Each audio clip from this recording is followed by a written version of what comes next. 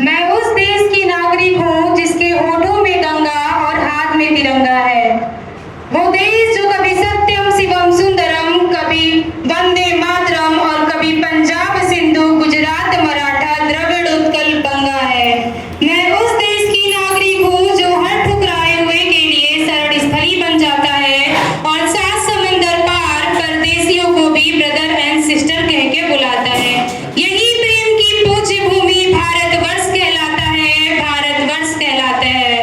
मैं नेहा मौर्य बीएससी की छात्रा यहाँ पर उपस्थित आदरणीय मुख्य अतिथि माननीय निदेशक महोदय तथा सभी सम्मानित शिक्षकगण तथा सभी सहपाठियों को 78वें स्वतंत्रता दिवस की हार्दिक शुभकामनाएं देती हूँ।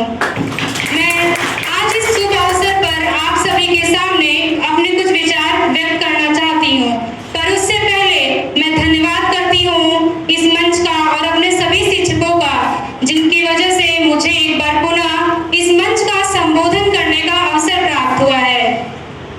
हमारा भारत देश जो उत्तर में हिमालय है तथा दक्षिण में समुद्र, और हम सब भारतवासी यहाँ रहते हैं। महोदय, आज का युवा जो भारत के भविष्य के लिए शासक बनकर इस राष्ट्र का निर्माण करेगा, आज का युवा जो भारत के भविष्य के लिए शिक्षक, कलेक्टर, अफसर, खिलाड़ी, नेता, अभिनेता बनकर इस राष्ट्र का निर्माण करेगा।